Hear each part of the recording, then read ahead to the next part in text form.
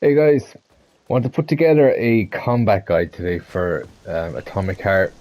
After the neuropolymer guide, I thought I might go into a little more detail on some of the good perks to buy for your with the polymer So, neuropolymers, what will it be, Major? and some tips on just how to survive combat because this game is quite a tricky one to deal with in terms of the combat. There's a lot of strange enemies that behave weird, and I think you need to make sure your build is set up well enough to at least be able to survive the bulk of it. I found so far at least that this shock ability is incredibly valuable. There's one, the cooldown here. This would probably be one of the most valuable ones that allows you to use your shock quite frequently. And there's a couple of other abilities that allowed it to like chain to hit more than one enemy at a time.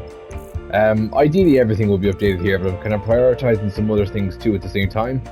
But this shock has really been a very valuable tool to have in combat. The faster it reloads, the better. It tends to stun most enemies, even the bigger robots. So it's quite handy just to, if they're charging at you, it's almost like a little savior that'll both do damage and shield you from an incoming attack. In the character section, there's also quite a lot of good things here. I've been kind of focusing on maybe some good defensive ones. We've got just a basic defense against physical attacks, which is quite common with those mustache robots. Elemental damage again for any of the machines that shoot odd bits at you. Elemental sort of things. The double dodge is good too, and this in particular, the sleazeball. So you might have noticed yourself early on in the game, even though you dodge, if you're still within range of the enemy's fist or whatever, you'll take quite a bit of damage, and it kind of feels a bit cheap at times. So it kind of sucks that you don't get that by default, but this is a good one to purchase because you can, not only will you get two dodges, but when you dodge you can't take damage. And there's going to be several times where you might get pummeled into a corner by a couple of lads and it's very difficult to get out. At least dodging your way out will help. So I would recommend with the abilities like that. They're all very, very useful to have. Energy management is another good one. For in terms of weapons, I like to make use of the energy weapons simply because ammo is often in shorter supply. I've been keeping enough ammo for my shotgun, which I do keep as my secondary weapon for the close-up. But I like to use any energy weapons I can, just because you can recharge it. So using melee and stuff like that will, and I'm eventually going to get that one to increase the amount of damage or a recharge a melee attack gives to your recirculation chamber. But making use of this is quite handy, just because at least if you're completely screwed, stuck in a corner somewhere, have no way out, at least you can wait around for your energy to recharge, and that will at least give you a chance. In terms of the abilities, I've been sticking with the shield. I don't have too many upgrades for it. On its own default state, it is quite useful. Just because it obviously, when things are rough, you can recharge your health, or you can avoid taking damage. Oh, I got my snowman active instead. It's as simple as that. Just pop your shield up. Don't have to use it all in one burst. You can slowly use it out. This is the weapon that I've actually been using. I think it's called the Devastator. Let me check my where is it? The Dominator.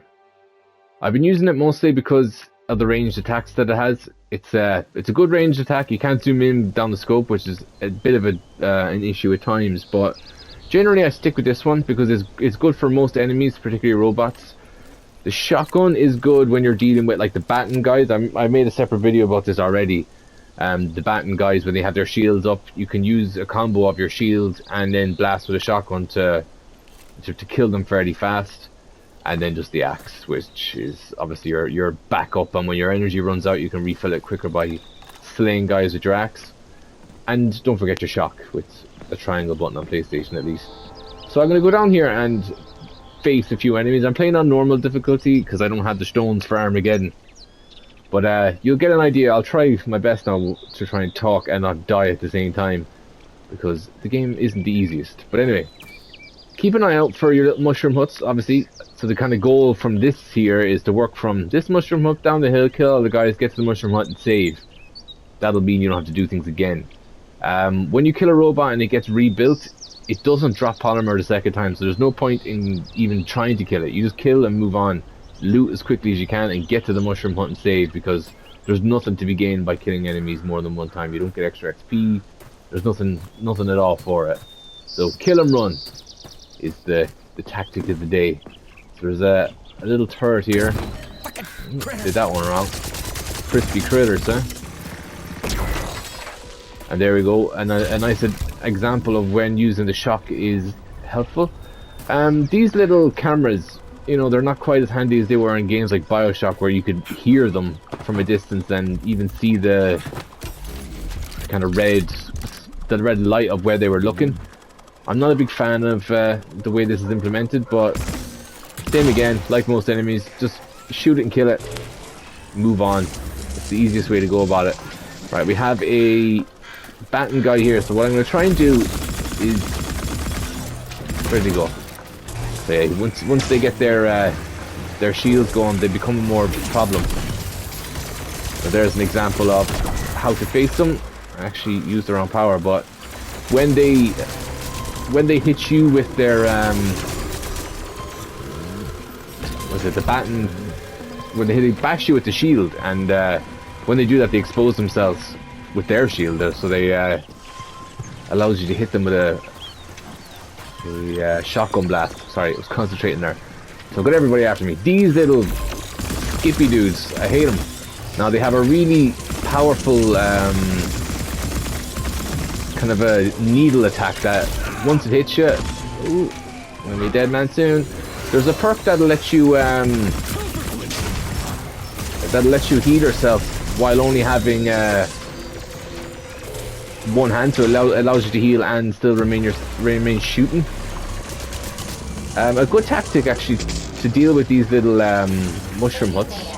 The first one I've seen that didn't have a vending machine in it, but kind of, even if you're cornering yourself here, it doesn't really matter because you're gonna have your health. You're gonna have the second chance with the save point. But coming in here, it can be useful. Just to, it's quite annoying that these guys can shoot through walls with their Batten surge, if you want to call it that. Again, make use of your shield when you can. The laser attacks actually shoot through these guys. Your shock attack actually, not laser. Oh, we got another zippy lad.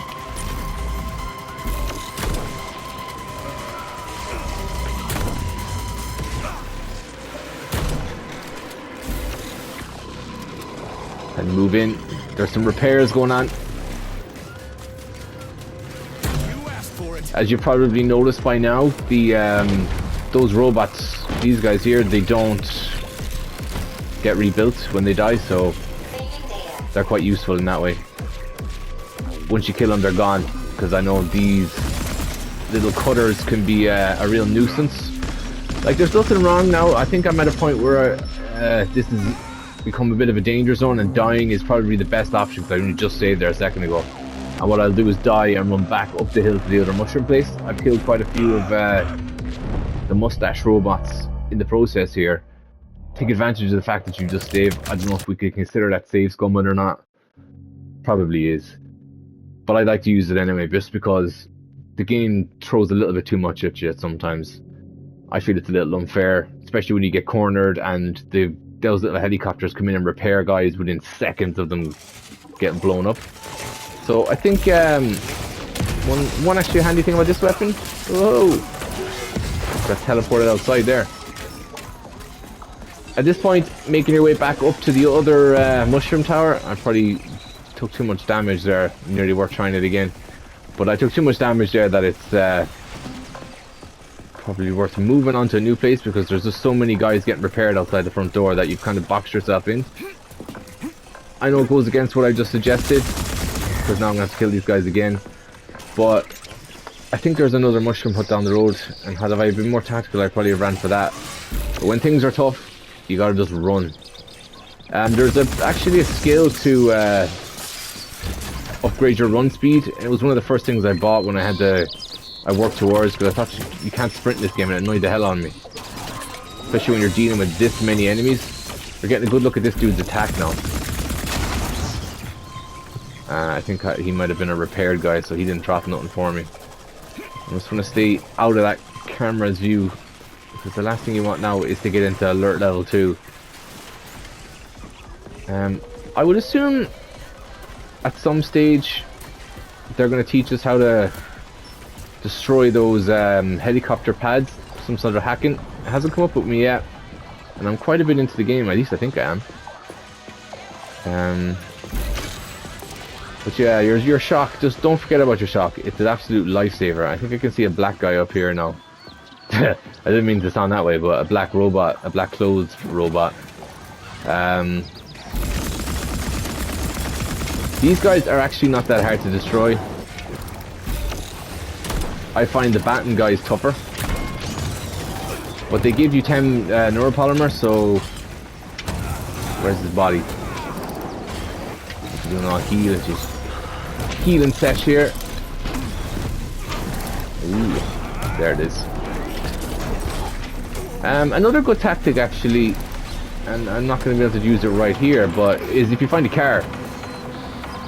You may not know that you can actually get into most of the red vehicles in the game and just drive them around. Right, I'll get to the next mushroom hut up here. You can run over enemies then, and they usually die with one speedy splat of the car. So if you pick up a bit of speed and ram into somebody, you can do quite a lot of damage. Alright, these guys are trouble. There's no real tactic other than going inside the door. They're usually too wide to get inside most doors. You can also stand up on top of trucks and stuff. They don't have a ranged attack, so melee is all they got. Make use of the melee. You can nearly... Man.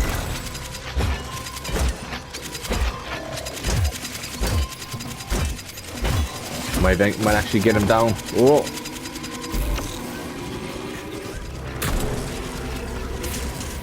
Where's my save? Do it before things get too scary. Where am I? I'm stuck. I thought I saw a white robot out there.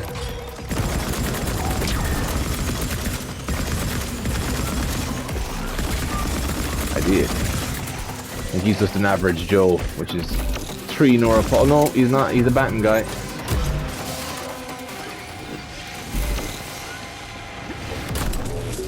Now the problem here is after letting a lot of my dead bodies fall down the hill, which means I'm not going to get much of a reward for my hard work here.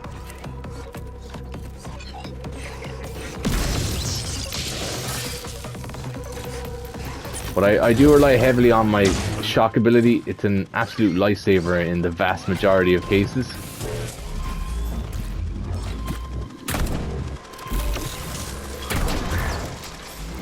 I hate leaving any resources go to waste. These little bomb lads are also, they're quite easy to destroy, but they're an absolute nightmare just because of how destructive their attacks are. Oh god. Oh, hiding in the polymer gel balls there is also a good tactic if you're really struggling.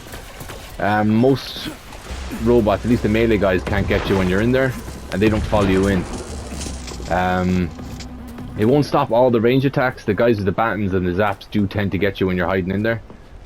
But it is a good last resort to fall back on when you know that the guys aren't going to follow you up into the polymer gel that floats around the place. In terms of best weapons, like I do find the shotguns quite handy. I do find this is my favorite. I've stuck with it since I built it at the start of the game, and I don't know, I haven't found anything better yet. Maybe I'll make a version 2 of this a little later on once I've gotten toward the end of the game. I would say I'm probably halfway through. I put about 10 hours in now. I know it's not opinions from someone seasoned at the moment, but if you're starting out and you're struggling, this would be a good, hopefully a bit of help to get you on your feet and get some decent combat basics that I would have liked to have had when I first started the game. I'm still struggling, so I could do some advice myself. But those tips will do you good. Obviously, you can knock it down to an easier difficulty too if you're really struggling. And maybe that'll be a better way to have more fun with the game. I felt tempted to do it myself a few times. I'm probably going to do it at some stage now when I get completely fed up of dealing with the garbage. The speed at which these helicopters come and revive people just makes it so unfair that you kind of just want to give yourself a bit of a hand too. But anyway, that's about it. I think if I don't create another one of these videos, it means this guide is going to be standing till the end. I'll update this video with a link if I do create a version 2 with maybe some more tips and some better instructions once I've gotten closer to the end of the game. Assuming I'm not already close. I don't really know how long the game is. But yeah, hopefully this helps you out. If you have any questions or want to tell me I'm useless and terrible and this guide sucks, you can throw a comment down below and I will get very upset about it. Talk to you later.